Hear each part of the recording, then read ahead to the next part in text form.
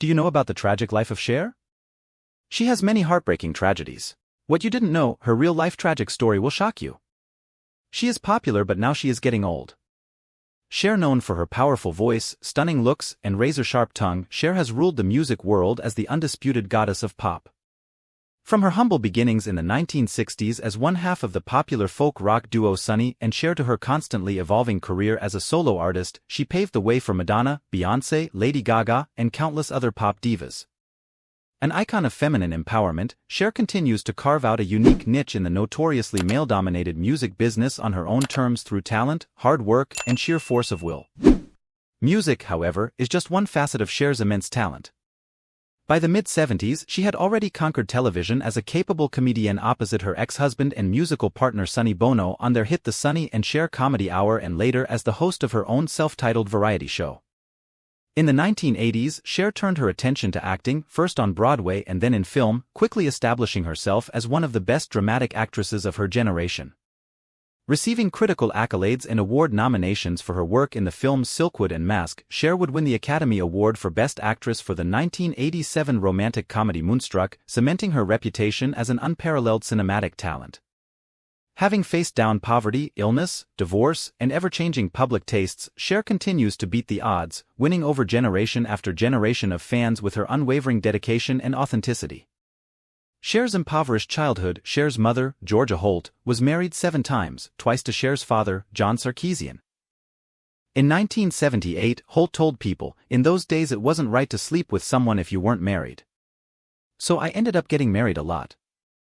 Holt's frequent divorces led to a nomadic and often impoverished lifestyle for young Cher. An aspiring actress and singer, Holt subsisted on bit parts in movies and the occasional singing gig.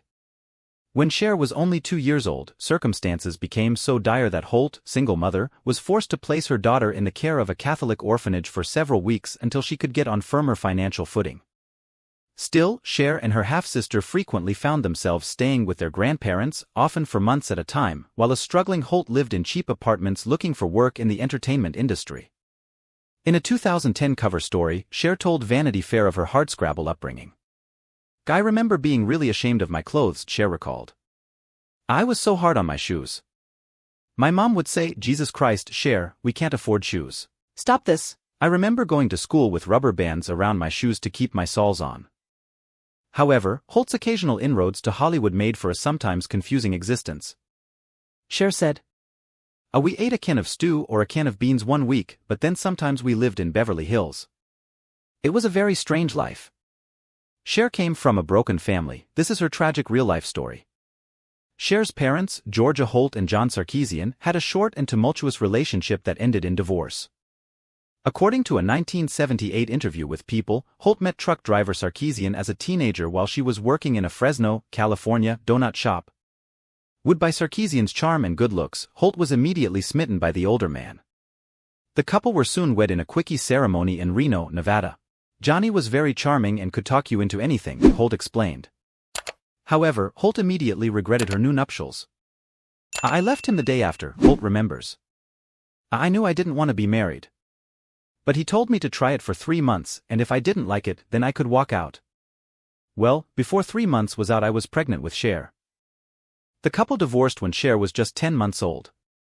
Cher would know little of her father until Holt briefly reconciled with Sarkeesian when she was 11.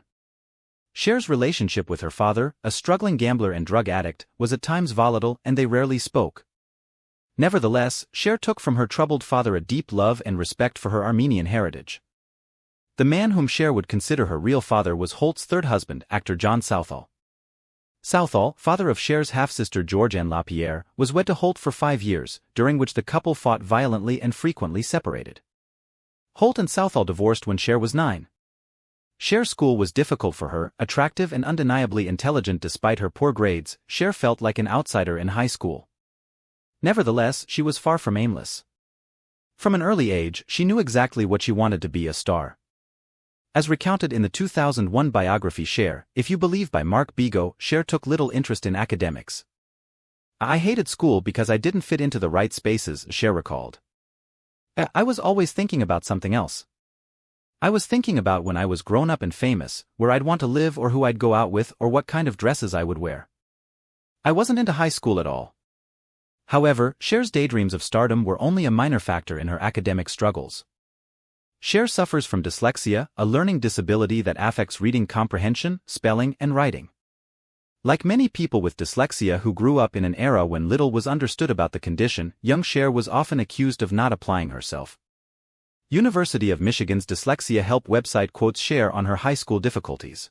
"I got really bad grades, D's and F's and C's in some classes, and A's and B's in other classes," Cher said. "When I was in school, it was really difficult.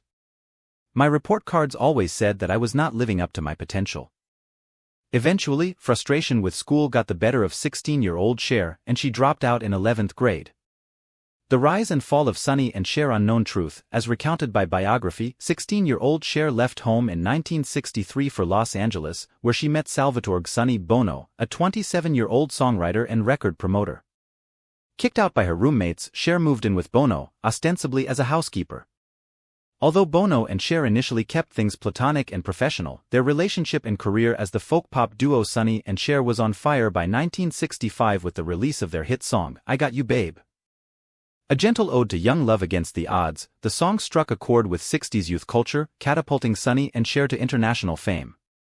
Sonny and Cher followed "I Got You Babe" with a string of hits, including a re-release of their first single, "Baby Don't Go," and 1967's "The Beat Goes On." Emboldened by their success, the duo attempted to break into the movies with the 1967 comedy Good Times. The film was a critical and commercial failure. The couple then invested much of their accumulated fortune into the film Chastity, a drama written and produced by Bono as a starring vehicle for Cher. It, too, flopped and brought the couple to the brink of financial ruin. Fate dealt Sonny and Cher yet another blow as shifting tastes made their brand of light, folky pop woefully unhip with youthful audiences who were turning to heavier psychedelic music. Heavily in debt, Sonny and Cher headed for Las Vegas and reinvented themselves as a nightclub act. For what reason Sonny and Cher's divorce? Ironically, Sonny and Cher's Vegas lounge act would be the key to their return to the pop culture spotlight. Their act, which relied in equal parts on music and comedy in the form of the couple's between-song banter and specifically Cher's pointed, deadpan put-downs of Bono, opened the doors to TV success. Premiering in 1971, the Sonny and Cher Comedy Hour was a ratings hit, but by the following year, cracks were beginning to show in their relationship. Although both Cher and Bono indulged in extramarital affairs, Bono's constant womanizing took its toll on Cher. "A one woman or even five was not enough for him," Cher says of Bono. Choosing to stay married for business reasons, the couple struggled to maintain their public facade while seeing other partners, some of whom would live with them in their house. Biography reports that in a diary entry dated August 21, 1973, Bono wrote, "My public wife is still Cher in order to maintain all the things I want right now. That's the way it has to be." By 1974, the strain of maintaining a public illusion of marital bliss became unbearable and Bono separated from Cher. In turn, Cher demanded a divorce, citing involuntary servitude as the reason for the marriage's dissolution. Their divorce became final in 1975 and Cher, who had been content to allow Bono to handle the business end of their careers, walked away virtually penniless and owing her ex-husband millions.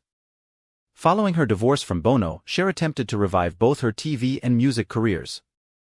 Her solo follow-up to the Sonny and Cher Comedy Hour, titled Cher, was a hit, proving Bono's admonition to the singer that "America will hate you and you won't have a job" undeniably false. Meanwhile, Bono's competing show The Sonny Comedy Review tanked after just one season. Although Cher continued to captivate TV audiences, her fortunes as a recording artist were dismal. Her 1975 album Stars stalled at 153 on the Billboard 200. Her next album, 1970 SIX's I'd Rather Believe in You, fared even worse. A dismal commercial flop, the record failed to chart. Cher's next post-Sonny effort, 1977's Cherished, also failed to chart. Teaming up with her new husband, Southern rocker Gregg Allman, for 1977's To the Hard Way, credited to Allman and Woman, was also a misfire. The couple's clashing styles failed to excite public interest among fans of either artist. In 1978, according to TV Party, Warner Brothers terminated Cher's contract. So dear viewers, please like this video and subscribe our channel. Thanks for watching.